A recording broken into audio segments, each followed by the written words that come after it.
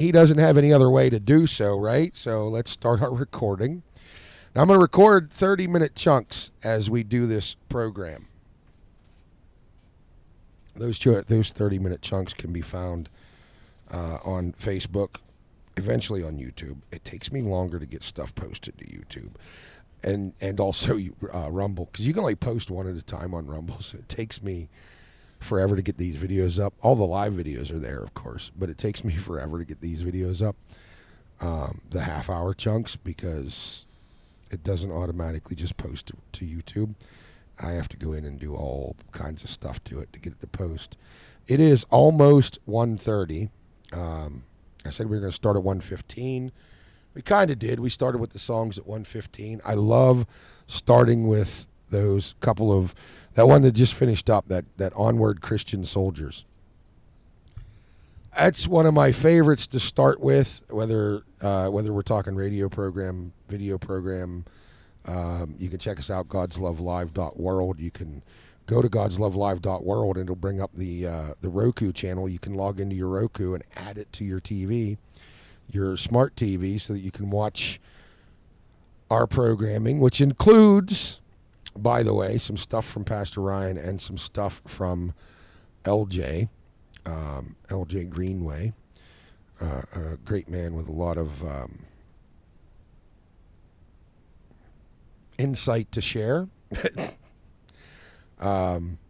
Sometimes, that's in the on-demand sections, and I run it occasionally in the actual schedule. So log in, check it out, shoot us a note, chuckles@godslovelive.com. Tell me what you think and how it's going and all that happy stuff.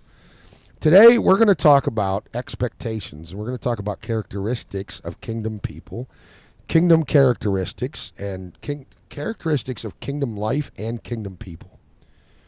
All right? And we're going to talk about what is expected of us. I tend to I try to communicate this properly, but I do occasionally tend to not quite get this communication exactly on par, only because I am trying to make sure everybody understands we are saved by faith, our faith in Christ, and His blood is what saves us. His blood covers us and makes us righteous in God's eyes. Salvation comes through Christ.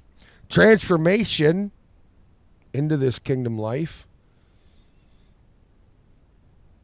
has some expectations. Yeah, that sounds right. Our salvation, when sincere and when we understand, and your salvation can be sincere without you understanding this. So I saw a video a little bit ago. A guy was talking about people who have fallen away. And he's like, well, if you've fallen away, you were never really a follower of Christ to begin with, because followers of Christ don't fall away. And I don't know, I don't think I agree with that. I think you can be fully and sincere in your belief, and then you can come up against something, whether it's the enemy, whether it's your own blockage, I would say, to growth, whether it's some kind of struggle that for whatever reason you're not ready for and you're not relying on God's strength.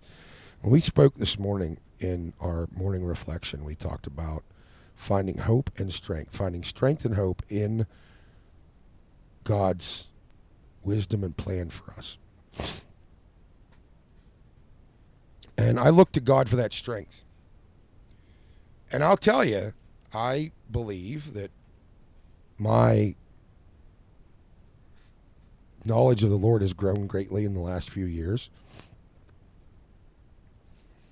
And I fully believe that I've seen people who sincerely love God who came to a point where they fell away. They were presented with a truth that for whatever reason they couldn't handle. I think they were completely sincere. And then for whatever reason they may have fallen away because they got to that point.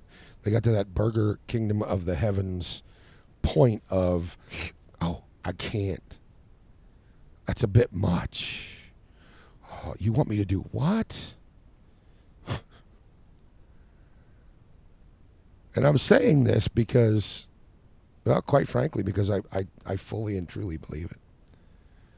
I just, I've seen enough people who've had whatever kind of issue or so forth and so on, where you kind of look at them and you go, no, I knew this guy. Like, I knew this person.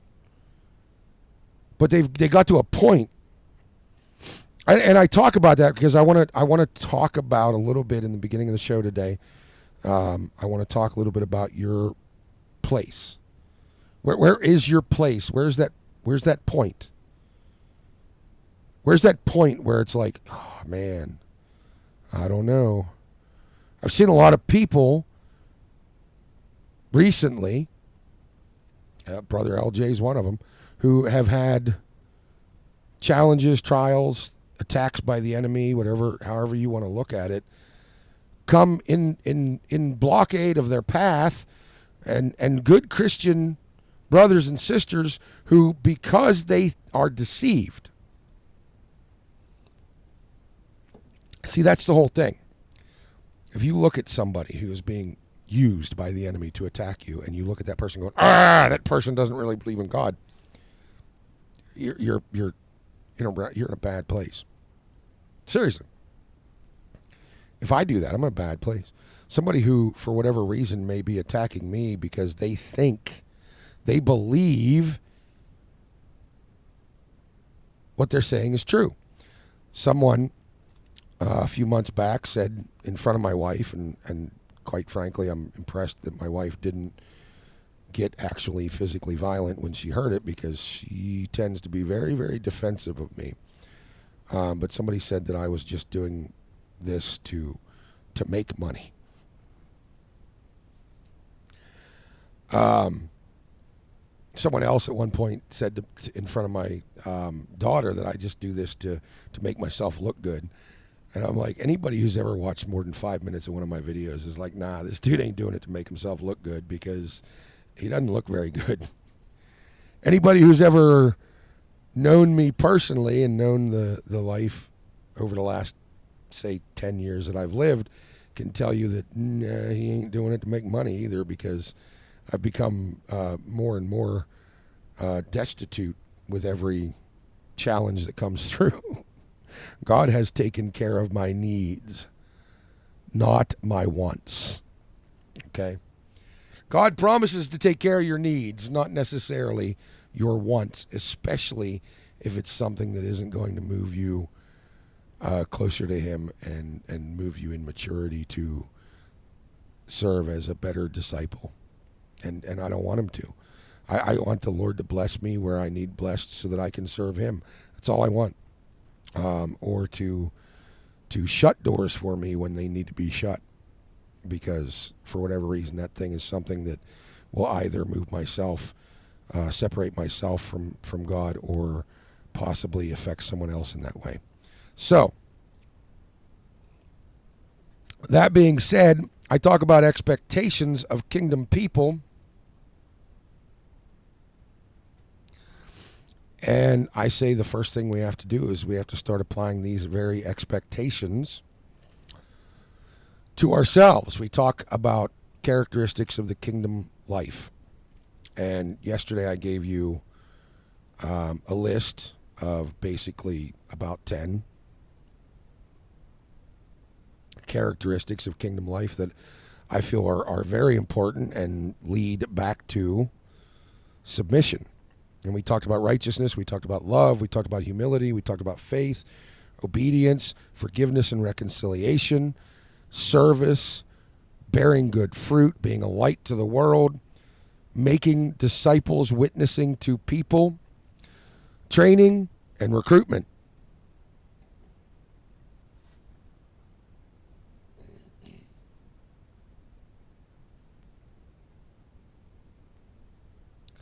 Training to be better disciples of Christ, better Christian soldiers, recruitment of the next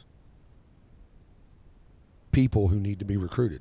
I was going to say next generation, but you can't say that because I don't care if you're 8 or 98. If you don't know the Lord, I want you to. If you don't understand his love, I want you to. If you think you've known the Lord your entire life, but maybe you don't have some of the things in the places where they need to be, you know, I was talking to a brother earlier today, and we were talking about forgiveness and reconciliation. And forgiveness and restoration or reconciliation, these are things that are, number one, they go hand in hand. Number two, you cannot claim you forgive if you haven't fully restored that person. Jesus forgave Peter, and then he restored Peter. Now, we're not expected to be Jesus. We're not expected to forgive today, restore later this afternoon, and tomorrow it'd be like the bad thing never happened. But we are expected to offer reconciliation. My wife and I discussed this in her struggle with forgiveness, and I love the fact that she went from I'm never forgiving that person who did that thing to, all right, I know God wants me to forgive, but man, I'm struggling with it. Help me. To, she looked at me exasperated a few months ago and said, I think when I do finally get to the point where I've been able to forgive, I may need to reach out for reconciliation and at least let the other person know that it's available. Even if they slap my hand away, I've got to put it out. And I was like, yeah, that's the Spirit calling you to that reconciliation, because that is part of forgiveness. I had somebody a while ago tell me that forgiveness is for you and reconciliation is for both of you.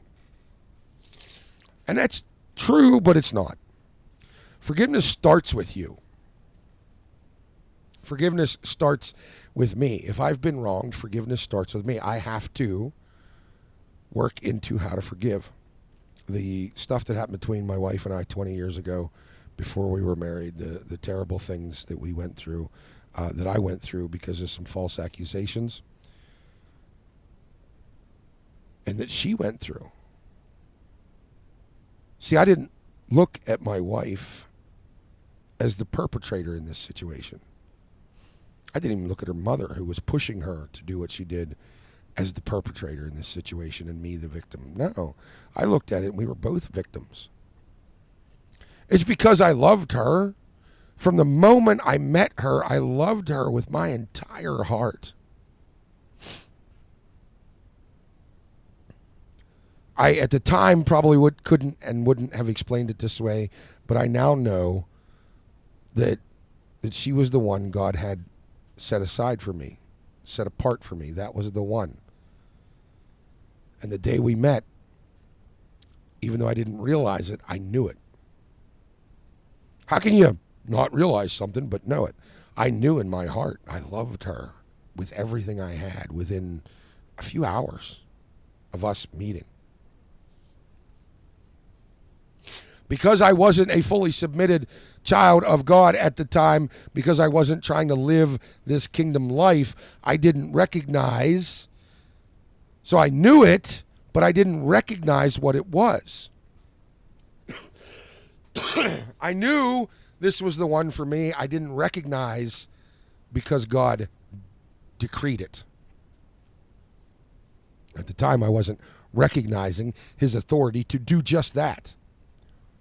Sometimes we get confused about this situation we're in.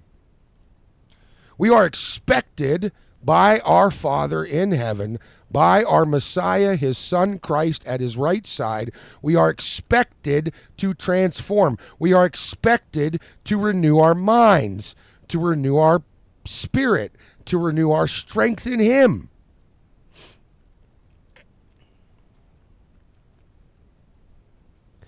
These are expectations, commands, our marching orders. And if you pick one, so I'm going to go down through these 10 things that I got listed here in my research for what is expected of you scripturally. These are just 10. You can go into a way more expanded. I could talk from now until my wife's birthday in April without sleep, without leaving this chair. Sit right here and talk and just talk and barely scratch the surface of the truth of what is expected of us. But these are some of the main points, and these will lead to the others. If you pick one of these things and you do that one thing,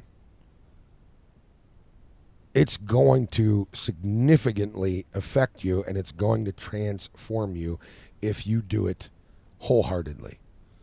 The very first one, seek God's kingdom first, prioritizing God's kingdom and righteousness in your life.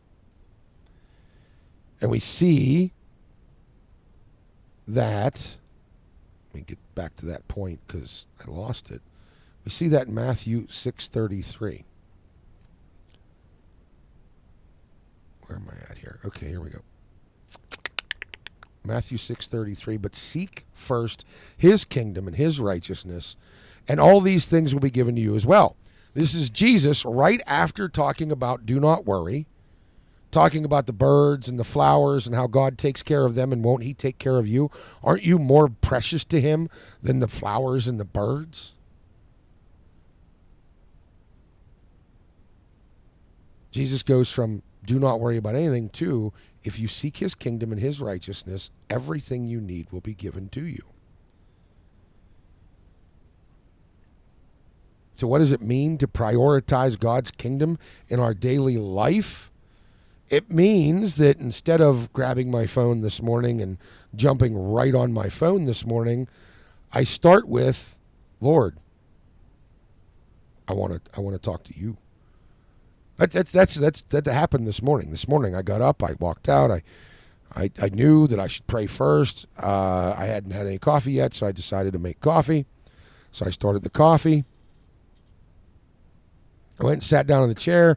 I had every intention of, once I got my coffee started, sitting down and saying, okay, Lord, good morning. And I got distracted. My phone went to-do, and I was like, oh, what's that? And I brought it up, and it was some stupid message that I could have read later, and there we were. 10, 15 minutes later, I was like, oh, I got to talk to the Lord. Put that stupid phone down. Now, here's the thing. I should have never picked it up, but I did. 10 minutes later, when I realized, oh, nope, I put it down, and I intentionally and I deliberately said, nope, I'm going to stop this, and I'm going to go over here, and I'm going to talk to the Lord. Because that's what I need to do. Because it's what I want to do. It may not always be my first instinct to do right. Seriously? Chuckles, you're saying that even once I'm baptized, I'm not automatically going to always make the right decision? Well, yeah, because God doesn't take away your free will when you get dunked. He won't take away our free will at all. So you can be sincere, saying that you want, I am sincere, saying that I want to put God's kingdom first in my life. I want to prioritize his kingdom and his righteousness over everything. I want to. I'm going to try to. I'm going to try to do better each day. I'm going to fail. Sometimes I'm going to fail a little bit, and sometimes I'm going to fail massively. Or I could fail massively. I don't know. I'm not going to set myself up for failure. I'm going to tell you that I'm going to get better and better each day. And I recognize that there may be stumbles. There may be places where I fall short. And I'm not going to let that destroy me. And I'm not going to let the enemy use a failure, a fumble, a stumble to cause more. That's what the enemy does. That's why he's in some places called the accuser.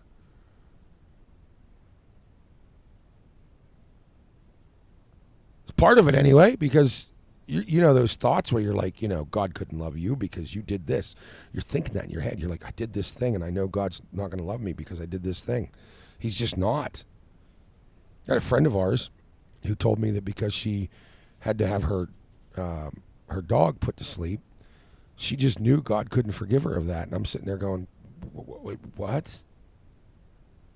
Like, that's just wrong. God forgives you. It's there. It's the default.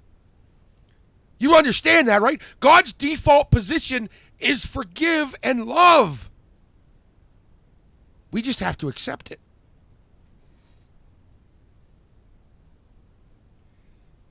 And when we accept it, we have to recognize that we need to do better. We need to be transformed. New creation beings. We will come. We will become. 1 Peter 1:15 and 16 says, but just as he who called you is holy, so be holy in all you do. For it is written, be holy because I'm holy. Seeking God's kingdom means striving for purity and integrity in all aspects of our lives. That means you cannot look at somebody and go, I forgive you, but in any circumstance. Doesn't matter what it is. You know somebody struggling with addiction, I forgive you, but I would never lend you money again. I'll never help you again. You're safe to say I'm not going to give you cash because if I give you cash, that's a stumbling block. That's possibly a temptation for you. But if you need food, my daughter was telling me the other day about somebody asking her at one point, somebody asking her, hey, could you help me out? I need like $40. I haven't eaten in a couple of days. I need help. And Lynn Ann said, well, I told him, I said, I can arrange for a Walmart pickup. They don't live close to each other. They live hours and hours away from each other. She's like, I can arrange for a Walmart pickup for you, but I will not give you cash. I've forgiven you for the things that you've done to me, and I love you and I want to help you, so I'll arrange for you to go get some food. But I don't want to send you money because I'm afraid that money will be a stumbling block, will cause you to stumble in your struggle with addiction. So just to make sure we understand that forgiving others as God forgives you does mean forgiving and trusting. Trust and verify. Trust and do everything you can not to be a stumbling block, not to put stumbling blocks in front of other people. So if somebody who is struggling with a gambling addiction or a drug addiction or, whatever, if that person has, number one, confessed to me that they struggle with that, and maybe they stole money off me at one point, and I'm like, I'm perfectly happy to help you. I just can't give you cash because I know that's a weakness for you. I know that's a stumbling block for you. I'm not going to give it to you, but I'll take you to the grocery store. I had a guy come up to me a while back. This is a couple years back. Mom and I were on the way back from either Mississippi or South Carolina. We had been down visiting Lynn Ann, and we're on our way back, and we pulled into a gas station, and this guy comes over. We were going to grab snacks, drinks, something.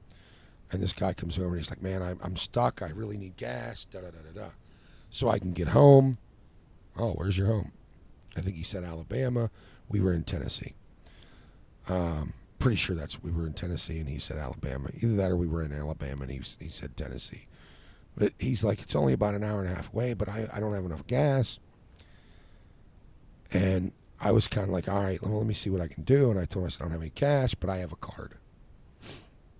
So if you want to pull your car over here to the pump, I'll swipe my card and we'll get you some gas. All right, man, listen, that'd be great. $20 would be all I really need. That'll get me home. So he pulled over. I swiped the card and I filled his tank. He's like, thank you so much. I'm like, just listen, man. The fact that he so readily and willingly said, yeah, I'll go get my car. I've had that situation before where I've offered that very same solution and someone looked at me and said, my car's not here right now. But I really need some cash for food. They just kind of pivoted to try to figure out a way to get cash, which made me go, there's a casino a mile away. I wonder if they're trying to get gambling money. This is a part of the town where you can just tell. Likelihood is drugs aren't that hard to get there, which they're not that hard to get pretty much anywhere these days. But it was like, all right, if you want help, I'll help you. Actually, the guy said about, that's great, but what about food? I was like, well, let's go into the store. I'll grab you a couple of burgers or something. He was just trying to find an excuse to get cash. We forgive people. We don't necessarily allow them. We don't necessarily want to be a part of their struggle after that. Obedience. Following God's command and Jesus' teachings. I mean, these are pretty significant things that we've talked about on multiple occasions in so many ways. I know it feels repetitive, but the thing is that I think we need to at least for me, maybe not you, but for me, I need to keep on this. I need to exercise this every day. I need to look for new things to consider. Living by faith, 2 Corinthians 5:7. If we go back and we look at 2 Corinthians 5:7, living by faith, that sounds like a pretty simple thing, right? For we live by faith, not by sight, says 2 Corinthians. Hebrews 11:1 says, now faith is confidence in what we hope for and assurance about what we do not see.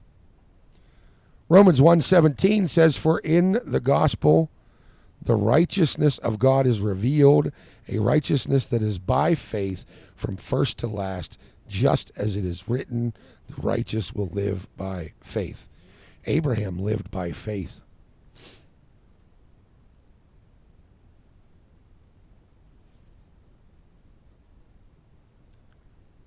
Noah lived by faith.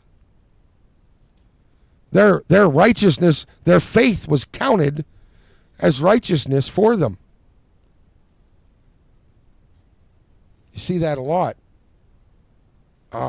With some of these Old Testament stories. What we don't realize as we're looking at this is these great men of the Bible, they weren't great men. They just weren't.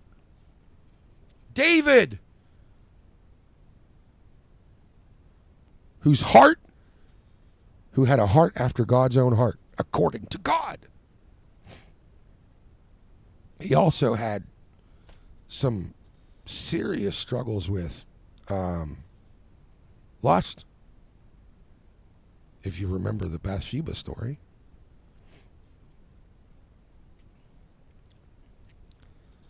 That would be an easy way for me to look at David. David lusted after a woman, brought her to his home, had relations with her, called her husband back when he found out she was pregnant so that he could lie with her to try to hide what David had done. When that didn't work, he sent the man out to be killed.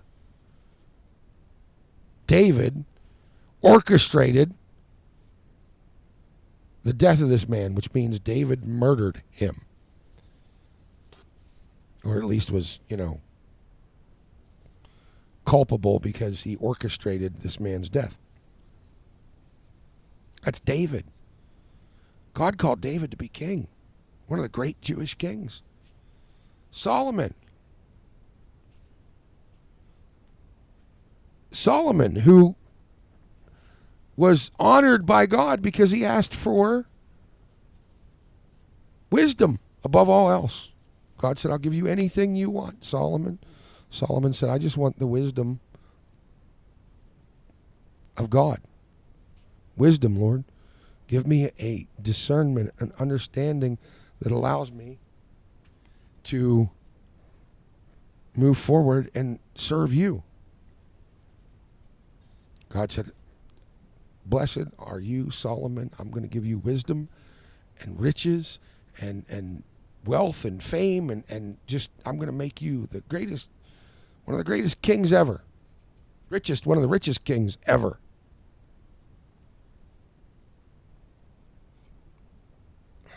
And then he did. And Solomon married women who worshipped other gods. Solomon then allowed them to have their idols, and he was at the very least, what do they call it, complacent in his pagan wives worshiping other gods. And had, a ton of wives. What do you have, like 1,000 concubines or something? I don't know how he did it. Of course, he had people to manage them for him. That's how he did it. Because I can barely manage one. So I don't know how in the world this man managed 1,000 women at his beck and call. But he, he was a great man of the Bible. So obviously he had some issues, I think, with lust as well, right? I think most men do. Let's be completely honest here. But it would be real easy to sit back and go, well, it's not that big a deal if I struggle with porn. Because look at David, look at Solomon. Look at Lot, who was seduced by his own daughters. This is one of the things that kind of strikes me when I'm working through all that I need to work through as far as the Bible and being the spirit-filled spirit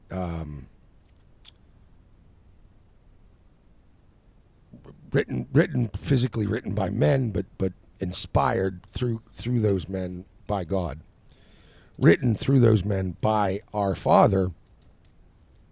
And people are like, well, the Bible has so many da da da da da and what do they call it, contradictions and this and that and the other. Look closely at those contradictions. They're not really contradictions. There's righteous reason for it. Looking a little different. You look at the gospel of Peter and the gospel of Paul. How and it wasn't a different gospel, it's the same. How they presented it and who they presented it to, Jews, Gentiles, that was different. But the gospel they were presenting, this is the same gospel that you find in the red letters. So I had somebody recently ask me, and I told you guys this before, if you've watched the videos before, you know this. I had somebody ask me, do you think that we follow the Church of Christ doctrine? Do you think that we should follow which doctrine? Which doctrine is the one, man? That's easy. The red letter doctrine. Claire says all the time he's a red letter theologian. If the red letters say it, if Jesus said it, it's true, and there's no second guessing that. Cosmically true. Before anybody says, what about the parables? We don't know if they're true or if they're just stories he made up. A parable is just that, a story. I don't know. You look at the parable of the prodigal son.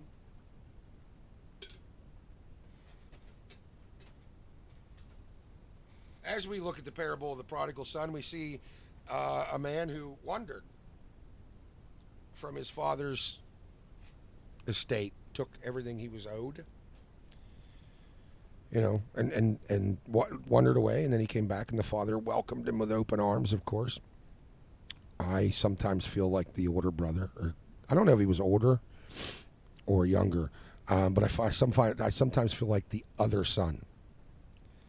When I see somebody who hasn't submitted to the Lord the way that I know I should be, even if I'm not getting it right. But they've been blessed with many things, and I'm like, you know, I fight that urge. It's not that I actually ever sit in that, but have you ever done that? You ever done that? I just heard a story earlier today about somebody who was approached and asked a question about poor people attending their gatherings, and he was like, "What? Why are they here? What?" I was blown away. Like, I was completely blown away about this idea that you look at somebody, and it reminds me of that meme you see every once in a while on Facebook, where there's this big burly leather coat wearing biker guy sitting in a pew, and there's the cute little couple next to him, and they're dressed all church appropriate, and you see the little thought bubbles, and the thought bubble above the cute little couple's head is, he doesn't belong here. He's not a real Christian. The thought bubble above his head is, Lord, transform me to be the disciple you mean for me to be. Take over my heart. Come into my heart. I love you, Lord. Thank you for, like, his is all God. And their thought bubble is, oh, I can't believe they let this dirty person with long hair. You ever been that person? You ever been that person that looked, even if you didn't act down towards them, but you were looking down? I've been the big burly biker guy. I've been the outcast. I've been the guy who messed up his entire, really just completely screwed his entire life up. And when he tried to come back, got the cold shoulder from the people who were supposed to be the ones who loved me. My brothers and sisters.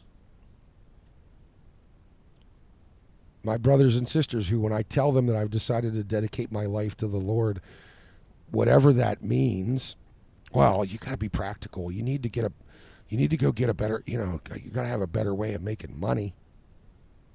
I've had that said to me by someone who I used to have such a immense amount of respect for, and then when this was said to me, I was like, I don't even know what to say about this. So we talked about seek God's kingdom first. We kind of talked a little bit about love God and your neighbor. Matthew 22:37 and 39 speaks about loving God and your neighbor. Let's see if I can find, I brought all these up here, but not finding all of them as I try to read them. I did. Oh, here we go. Okay, maybe. I think it's down here somewhere. You know what? Just hold on. I'll get my Bible. It's way easier for me to find it in here than on the screen. So, Matthew. What was it I said? 22. Matthew 22. And we're going to start in verse 37. And work our way through. I got to check real quick. I think we need to stop part 1. Yep.